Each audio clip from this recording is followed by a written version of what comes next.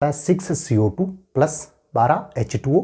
प्रकाश की उपस्थिति में पर्णहरित जब क्रिया करते हैं तो ग्लूकोज का निर्माण होता है, ऑक्सीजन का निर्माण होता है और जल का निर्माण होता है। नमस्कार, आज अपना टॉपिक है प्रकाश संश्लेषण। प्रकाश संश्लेषण अपने क्लास 12 बायोलॉजी के अंदर आज एक नया अध्याय प्रारंभ करने हम 10वां चैप्टर स्टार्ट कर रहे हैं, जिसका नाम है प्रकाश संश्लेषण। इस चैप्टर के अंदर हम प्रकाश संश्लेषण के बारे में पढ़ेंगे कि प्रकाश संश्लेषण क्या होता है, प्रकाश संश्लेषण है वो किस प्रकार से काम करता है। इन सब के बारे में इस चैप्टर के अंदर हम कंप्लीट विस्तार से पढ़ेंगे। तो देखो, हम चैप्टर स्टार्ट करते हैं। सबसे पहले प्रकाश संश्लेषण क्या है, ठीक है। सबसे पहले प्रकाश संश्लेषण किसे बोलते हैं, क्या होता है। देखो, एक बड़ा चैप्टर है, थोड़ा सा हार्ड भी है, तो इसको अच्छी तरह से समझना है, कंप्लीट अच्छी तरह से समझना है। प्रकाश संश्लेषण होता क्या है। सबसे पहले प्रकाश संश्लेषण की क्रिया करते कौन है, तो प्रकाश संश्लेषण की क्रिया कौन करते हैं, हरे पादप। मतलब जितने भी हरे पादप हैं जिनके अंदर पर्णहरित पाया जाता है, वो क्या करते हैं, प्रकाश संश्लेषण की क्रिया करते हैं। इससे पहले देखो, हमने एक चैप्टर पढ़ा था जिसमें हमने पोषण के बारे में पढ़ा था। पोषण क्या होता है, पोषण कितने प्रकार का होता है। तो प्रकार में हमने पढ़ा था कि पोषण है वो दो प्रकार से होता है। एक तो होता है स्वपोषी पोषण और दूसरा कौन सा होता है, विषमपोषी पोषण। तो जो स्वपोषी पोषण होता है, जो सजीव स्वपोषी पोषण करते हैं, वो कौन सी क्रिया करते हैं, प्रकाश संश्लेषण की क्रिया करते हैं। मतलब वो प्रकाश संश्लेषण की क्रिया के द्वारा ही क्या करते हैं, स्वपोषण की क्रिया करते हैं, ठीक है। अब बात यह आती है कि प्रकाश संश्लेषण की क्रिया करता कौन है। तो जितने भी हरे पादप होते हैं, जितने भी हरे पादप हैं, वो सब किस प्रकार की क्रिया करते हैं, प्रकाश संश्लेषण की क्रिया करते हैं। आप लोग प्रकाश संश्लेषण के बारे में छोटी क्लासों से ही पढ़ रहे हो। जैसे आज शायद आप लोगों ने 6वीं क्लास से 6वीं 7वीं 8वीं 9वीं 10वीं 11वीं हर क्लास में आपने प्रकाश संश्लेषण के बारे में पढ़ा। लेकिन इस बार अब जो हम प्रकाश संश्लेषण के बारे में पढ़ेंगे वो बहुत ही ज़्यादा विस्तार से पढ़ेंगे, अधिक गहराई से पढ़ेंगे। कैसे, जैसे प्रकाश संश्लेषण क्या होता है, ठीक है, किसके अंदर होता है, तो पर्णहरित है, क्लोरोप्लास्ट है, वो क्या होता है उसका चित्र बनाएंगे। वर्णक कौन कौन से पादपों के अंदर पाए जाते हैं, तो 3 वर्णक है, उनके बारे में हम पढ़ेंगे। प्रकाश संश्लेषण की क्रियाविधि किस प्रकार होती है, प्रकाशिक अभिक्रियाएं क्या होती है, अप्रकाशिक अभिक्रियाएं क्या होती है, उनके बारे में अध्ययन करेंगे। और केल्विन चक्र, C3 चक्र, C4 चक्र, इन सब के बारे में इस चैप्टर के अंदर हम अध्ययन करेंगे। अपनी बुक के अंदर सबसे बड़ा चैप्टर है वो यही है, ठीक है। सबसे बड़ा चैप्टर ये प्रकाश संश्लेषण वाला है। उसके बाद में हमने जो 22वां चैप्टर पढ़ा था पाचन वाला, वो है। तो लेकिन सबसे बड़ा है ये चैप्टर। अब बात ये आती है कि प्रकाश संश्लेषण होता क्या है, किसको हम बोलते हैं। तो प्रकाश संश्लेषण की यदि हम परिभाषा पढ़ें कि प्रकाश संश्लेषण की परिभाषा क्या होती है, तो प्रकाश की उपस्थिति में बाह्य वायुमंडल से CO2 तथा मृदा से जल का अवशोषण करके उन्हें शर्करा रूपी रासायनिक ऊर्जा में बदलना क्या कहलाता है, प्रकाश संश्लेषण कहलाता है। यह होती है प्रकाश संश्लेषण की परिभाषा। प्रकाश संश्लेषण किसको बोलते हैं हम, कि हरे पादपों के द्वारा, समझ लेना, प्रकाश संश्लेषण किसको बोलेंगे हम, हरे पादपों के द्वारा, ये साथ में नोट्स भी लिख लेना, हरे पादपों के द्वारा प्रकाश, हरे पादप जानते हो, ठीक है। हरे पादपों के बारे में हमने पहले भी पढ़ा है। तो हरे पादपों के द्वारा प्रकाश की उपस्थिति में, प्रकाश की उपस्थिति में बाह्य वायुमंडल से, बाहरी वायुमंडल से CO2 व मृदा से जल का अवशोषण करके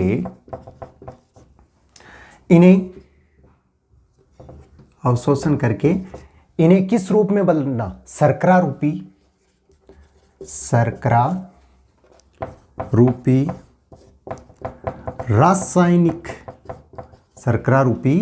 रासायनिक ऊर्जा में बदलना क्या कहलाता है? प्रकाश संश्लेषण कहलाता है। देखो परिभाषा सबसे पहले कंप्लीट, मैं इस चैप्टर के आपको साथ में नोट्स भी बना दूंगा, ठीक है, और आराम से इस चैप्टर को हम पढ़ेंगे।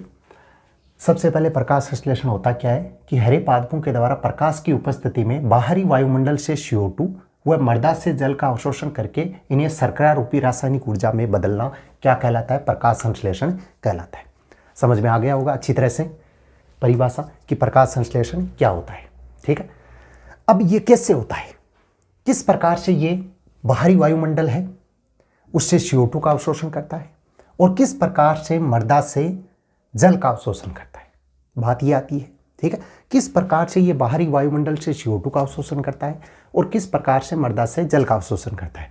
जैसे मनुष्य है, मनुष्य कौन सी गैस बाहर छोड़ता है और कौन सी गैस का अवशोषण करता है? तो हम O2 है उसको तो ग्रहण करते हैं और CO2 को बाहर छोड़ते हैं, पता है आप लोगों को।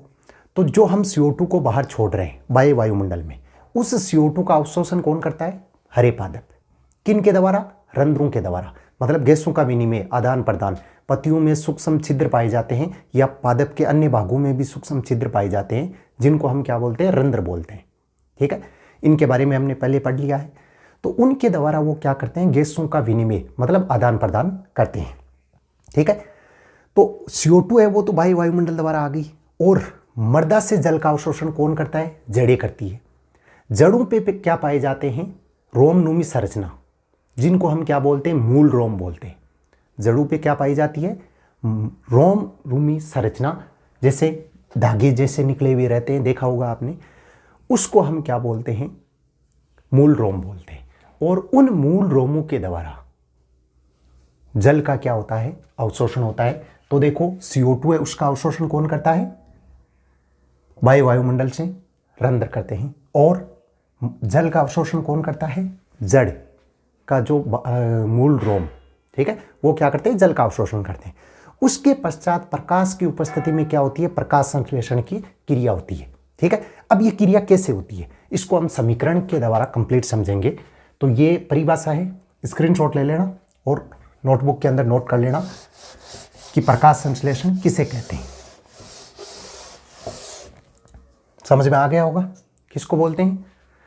हरे पादपों के द्वारा प्रकाश की उपस्थिति में बाह्य वायुमंडल से CO2 तथा मृदा से जल का अवशोषण करके उसे शर्करा रूपी रासायनिक ऊर्जा में रूपांतरित करना प्रकाश संश्लेषण कहलाता है। अब देखो प्रकाश संश्लेषण की क्रिया कैसे होती है। प्रकाश संश्लेषण की अभिक्रिया है वो क्या होती है, ठीक है। तो 6CO2 प्लस 12H2O, ठीक है, 6CO2 प्लस 12H2O किसकी उपस्थिति में? प्रकाश। किसकी उपस्थिति में? प्रकाश की उपस्थिति में। और पर्णहरित, किसकी सहायता से? पर्णहरित की सहायता से किसका निर्माण करती है? C6, देखो किसका निर्माण करती है ये? C6H12O6। ये क्या होता है? ग्लूकोज होता है। क्या होता है? ग्लूकोज। क्या होता है? Glucose plus 6O2 plus 6H2O, ठीक है। किसका निर्माण होता है? 6O2 plus 6H2O। ये होती है प्रकाश संश्लेषण की रासायनिक अभिक्रिया, ठीक है। प्रकाश संश्लेषण की रासायनिक अभिक्रिया इस प्रकार से संपन्न होती है। तो इसको देखो आप समझना है अपने को, ठीक है। ये तो हो गई अभिक्रिया। अभिक्रिया क्या हुई? 6CO2 प्लस 12H2O प्रकाश की उपस्थिति में पर्णहरित की सहायता से किसका निर्माण होता है? ग्लूकोज का निर्माण होता है। और किसका होता है? ऑक्सीजन का होता है। और किसका होता है? जल का निर्माण होता है, ठीक है। ये हो गई इसकी अभिक्रिया। इससे पहले देखो आपको मैं दो इंपॉर्टेंट बातें बताता हूं। जैसे ये हम अभिक्रिया पढ़ेंगे, अभिक्रिया के बारे में कंप्लीट देखेंगे। इसको अच्छी तरह से मैं समझाऊंगा। इससे पहले आपको दो इंपॉर्टेंट बातें मैं आपको बताता हूं कि अगर एग्जाम के अंदर प्रश्न आता है, इंपॉर्टेंट चीज बता रहा हूं, यदि एग्जाम के अंदर प्रश्न आता है कि जैसे ये अभिक्रिया लिखी है, प्रकाश संश्लेषण की अभिक्रिया किस प्रकार की अभिक्रिया है, ठीक है, तो आपको जवाब क्या लिख के आना है, ऑक्सीकरण अपचयन। किस प्रकार की अभिक्रिया है, ऑक्सीकरण व अपचयन, ठीक है।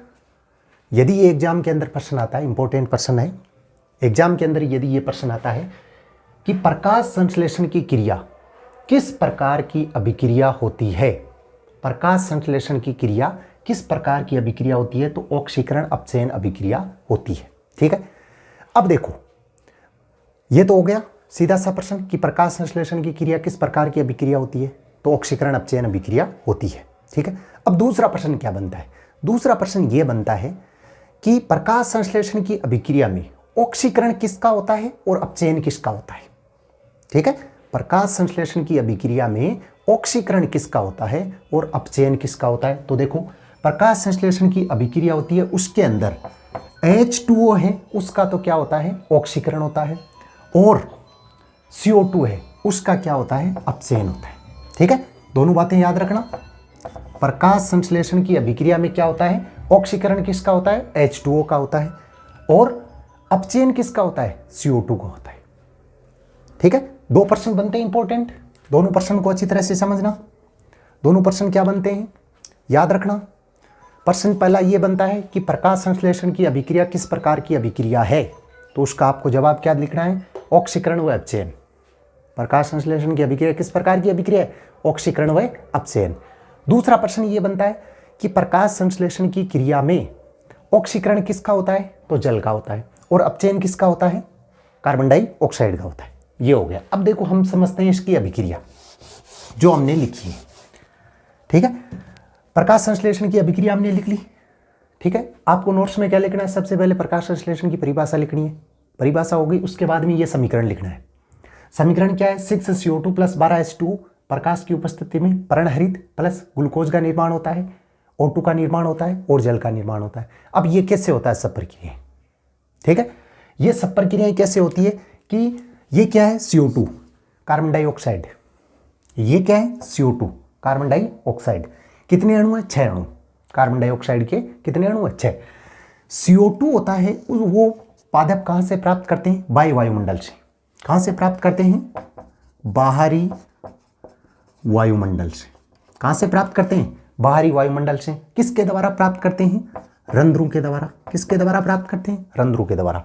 CO2 आती कहां से, बाहरी वायुमंडल होता है, उसके अंदर CO2 कहां से आती है, तो बाहरी वायुमंडल के अंदर CO2 जो हम छोड़ते हैं, मनुष्य है या अन्य जीव है, वो क्या करता है, O2 का अवशोषण करता है और CO2 को बाहर निकालता है।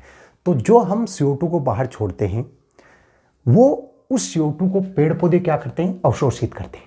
कार्बन डाइऑक्साइड है उसको अवशोषित करते हैं। तो देखो CO2 पेड़ पौधे कहां से प्राप्त करते हैं, बाहरी वायुमंडल से प्राप्त करते हैं। किन से प्राप्त करते हैं, रंध्रों के द्वारा। हो गया। दूसरा जल, दूसरा क्या है, जल, कितने अणु है, 12 अणु। जल है वो पेड़ पौधे किससे प्राप्त करते हैं, मृदा से। कहां से प्राप्त करते हैं, मृदा से।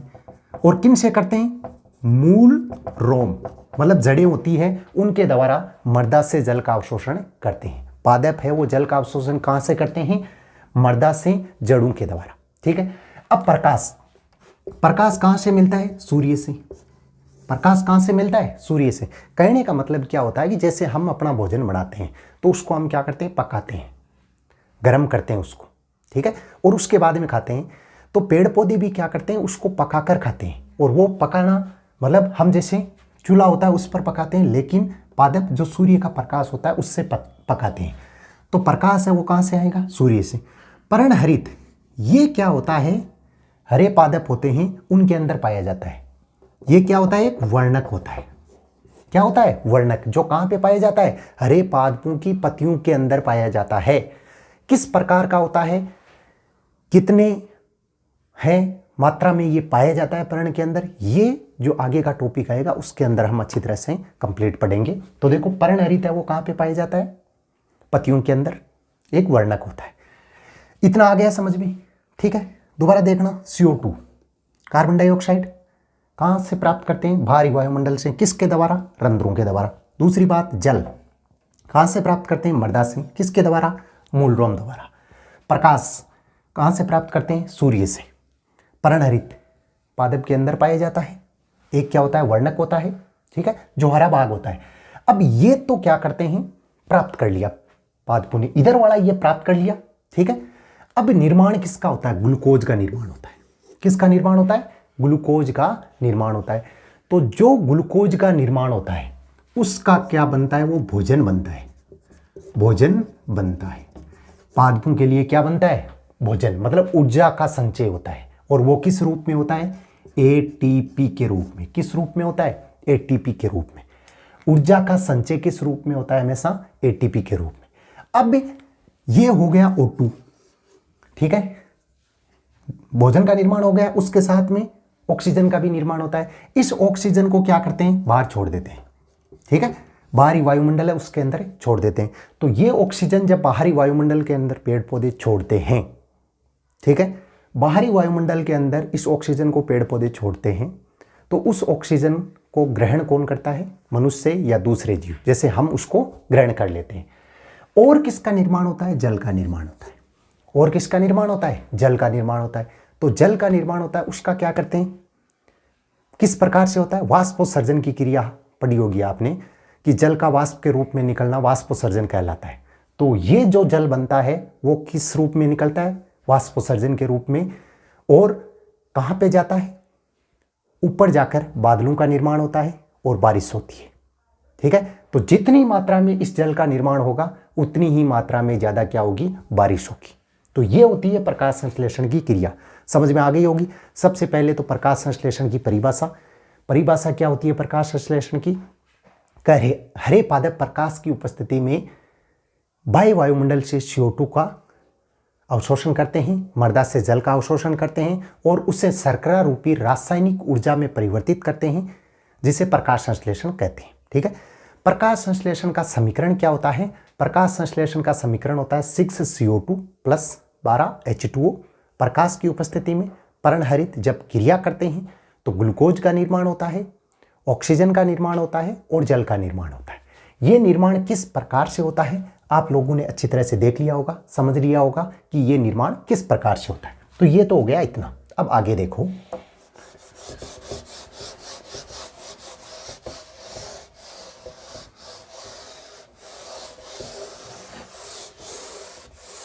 आगे समझना इसको। कुछ और बातें प्रकाश संश्लेषण की। टॉपिक क्या आपने? प्रकाश संश्लेषण। टॉपिक क्या है? प्रकाश संश्लेषण। नया चैप्टर स्टार्ट हुआ है अपने आज ही। प्रकाश संश्लेषण क्या होता है हम लोगों ने अच्छी तरह से पढ़ लिया, ठीक है। अब इससे जो अगला टॉपिक है प्रकाश संश्लेषण का इतिहास। प्रकाश संश्लेषण का इतिहास है वो हट चुका है, इस बार सिलेबस में नहीं है। कुछ सने थी किसकी कब खोज हुई, तो ये टॉपिक है वो हट गया है। इस चैप्टर के अंदर 2 टॉपिक है वो हटे हैं। एक तो प्रकाश संश्लेषण का इतिहास और दूसरा जो टॉपिक हटा है वो है प्रकाश संश्लेषण को प्रभावित करने वाले कारक। तो ये 2 टॉपिक हैं वो हट चुके हैं। अब भी प्रकाश संश्लेषण का इतिहास है वो हट गया है, लेकिन उसके अंदर कुछ चीजें जो बहुत ज़्यादा इंपॉर्टेंट है, ठीक है, वो हमें याद भी रखनी है और आगे भी अपने काम में आएगी। वैसे इस बार सिलेबस में से हट गया, लेकिन अपने को थोड़ा बहुत मतलब ही, जैसे यदि मैं ये कहूँ कि प्रकाश संश्लेषण के इतिहास के अंदर जो टॉपिक है उसके अंदर 20 सन खोजे थी, लेकिन उसमें से 2-4 अपने को याद रखनी है। एग्जाम के अंदर पूछा जा सकता है, क्योंकि वो इस यूनिट के अंदर घुमा घुमा के बार बार आने वाला है। तो देखो कौन कौन से जो भाग हैं, केवल और केवल प्रकाश संश्लेषण की क्रियाविधि वही याद कर लेना। अभी हमने पढ़ी, क्या पढ़ी थी? 6CO2 + 12 H2O। प्रकाश पर्णहरित, ठीक है, C6H12O6 + 6O2 + 6H2। ठीक है, ये हमने अभी पढ़ी थी प्रकाश संश्लेषण की क्रिया। ठीक है, अब इस क्रिया में कौन से भाग की कब खोज हुई, ठीक है, ये हम पढ़ेंगे। सबसे पहले देखो CO2, सबसे पहले क्या है CO2, केवल ये इतना ही हम पढ़ लेंगे इतिहास में, जो इस टॉपिक के अंदर पूरा आगे चलता रहेगा। और ये आप नोट भी कर लेना, जैसे नोट्स बनाते हो, अब मैं साथ में आपको नोट्स भी बनाऊंगा। तो जैसे सबसे पहले परिभाषा हो गई आपकी कंप्लीट, परिभाषा कंप्लीट हो गई तो क्या करना है अपने को, अभिक्रिया लिखनी है, प्रकाश संश्लेषण की क्रिया कैसे होती है वो लिखनी है। ठीक है, उसके बाद में ये कुछ टॉपिक, कुछ सन है, कुछ खोज है जो लिखना है। तो सबसे पहले देखो CO2 है, उसकी खोज किसने की थी, तो सेनेबियर ने। किसने की, सेनेबियर, वैज्ञानिक का नाम क्या था, सेनेबियर ने। कब की थी, सन 1782 ईस्वी में, सन 1782 ईस्वी में। मतलब प्रकाश संश्लेषण की क्रिया के अंदर CO2 की उपयोगिता का अध्ययन सबसे पहले किसने किया था, सेनेबियर ने। कब किया था, सन 1782 ईस्वी में। ठीक है, प्रकाश संश्लेषण की क्रिया में CO2 की उपयोगिता का अध्ययन सबसे पहले सेनेबियर ने सन 1782 ईस्वी के अंदर किया था। ठीक है, दूसरा कौन सा है, जल। ठीक है, तो जल का उपयोगिता का अध्ययन सबसे पहले किसने किया था, डी सेमर। ठीक है, जल की उपयोगिता का डी सेसर, वैज्ञानिक का नाम क्या है, डी सेसर ने। कब किया था, सन 1804 ईस्वी में। कब किया था, सन 1804 ईस्वी में। कहने का मतलब सन 1782 में सेनेबियर ने CO2 और सन 1804 में डी सेसर ने जल का प्रकाश संश्लेषण की क्रिया में उपयोगिता का अध्ययन किया। उसके पश्चात है देखो पर्णहरित, क्लोरोफिल। ठीक है, कौन सा है, पर्णहरित या क्लोरोफिल। पर्णहरित या क्लोरोफिल कहां पे पाया जाता है, पत्तियों के अंदर पाया जाता है। इसका अध्ययन सबसे पहले किसने किया था, ड्यूट्रोच ने। किसने किया था, ड्यूट्रोच ने सन 1837 ईस्वी में, सन 1837 ईस्वी में। ड्यूट्रोच ने सन 1837 ईस्वी में पर्णहरित या क्लोरोप्लास्ट का अध्ययन किया था। ठीक है, अब प्रकाश होता है, प्रकाश का अध्ययन सबसे पहले किसने किया था, प्रकाश संश्लेषण की क्रिया में उपयोगिता। ठीक है, यह खोज नहीं है, प्रकाश संश्लेषण की क्रिया में उपयोगिता है। तो इंजेन होज, वैज्ञानिक का नाम क्या है, इंजेन होज ने। कब किया था, 1779 ईस्वी में, 1779 ईस्वी में। ठीक है, प्रकाश है उसका इंजेन होज ने सन 1779 ईस्वी में। अब जो ग्लूकोज बनता है, क्या बनता है, कार्बनिक पदार्थ बनता है। क्या बनता है, कार्बनिक पदार्थ बनता है। तो इस कार्बनिक पदार्थ का अध्ययन भी किसने किया था, इंजेन होज ने किया था। ठीक है, किसने किया था, इंजेन होज ने। और कब किया था, यह किया था 1779 ईस्वी में। कब किया था, 1779 ईस्वी में। O2 है, ऑक्सीजन। ठीक है, इसका अध्ययन सबसे पहले किसने किया, प्रिस्टले ने। किसने किया था, प्रिस्टले ने। कब किया था, सन 1771 में, 71 में। सन 1771 में जल वापिस आ गया, तो जल का डिसेसर है सन 1804 ईस्वी में। तो देखो इतिहास के अंदर केवल अपने को इतना ही याद रखना है, और इसमें से प्रश्न भी एग्जाम के अंदर पूछा जा सकता है। तो ये अपने को याद रखना है, क्या क्या रखना है, CO2 है, सेनेबियर ने सन 1782 ईस्वी में। H2O है, डी सेसर ने सन 1804 ईस्वी में। प्रकाश है, इंजेन होज ने सन 1779 ईस्वी में। पर्णहरित या क्लोरोप्लास्ट है, उसको ड्यूट्रोच ने सन 1837 ईस्वी में। और ग्लूकोज जो कार्बनिक पदार्थ है, उसको इंजेन होज ने सन 1779 ईस्वी में। और ऑक्सीजन है उसका प्रिस्टले ने सन 1771 ईस्वी में। और जल है उसका डी सेसर ने सन 1804 ईस्वी में। ठीक है, तो ये हो गया इसका इतिहास या कुछ महत्वपूर्ण खोजें। ये बहुत बड़ा टॉपिक था अपने इतिहास वाला, लेकिन ये हट गया है। लेकिन अपने को ये तो कम से कम कितनी खोजें हैं, देखो 1 2 3 4 5 और 6, ये 6 खोज है वो अपने को कंप्लीट अच्छी तरह से याद रखनी है। अब देखो अभी ये हमने चैप्टर स्टार्ट किया है, इसके अंदर हम लोगों ने प्रकाश संश्लेषण की सबसे पहले परिभाषा, उसके बाद में 2 मेन टॉपिक प्रकाश संश्लेषण की किस प्रकार की अभिक्रिया है, ठीक है, ऑक्सीकरण किस में होता है, अपचयन किस में होता है, और उसका समीकरण, प्रकाश संश्लेषण की क्रिया कैसे होती है और उसकी कुछ खोजें, ये आज की इस क्लास के अंदर हम लोगों ने पढ़ी। नेक्स्ट क्लास होगी, उसके अंदर हम इससे अगला टॉपिक आएगा, ठीक है, उसके बारे में अच्छी तरह से अध्ययन करेंगे।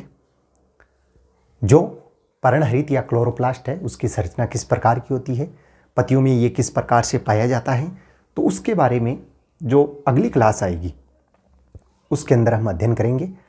अपने इस चैनल पर बायोलॉजी की क्लासें सुबह 7:15 बजे नियमित रूप से चालू है, तो आप लोग हमेशा सुबह 7:15 बजे बायोलॉजी की क्लास है वो देखें, और अपने जितने भी फ्रेंड हैं उनके भी बता दें कि सुबह 7:15 बजे है बायोलॉजी की क्लास होती है, तो उनको उस बारे में जानकारी दे दें और उनको बता दें कि ये चैनल है, या उनके साथ में लिंक है वो शेयर कर दें, ठीक है, चाहे आप व्हाट्सएप से, फेसबुक से, जैसे भी शेयर करते हो, तो जैसे भी क्लास स्टार्ट होती है सुबह 7:15 बजे उसी समय है वो आप शेयर कर दिया करो।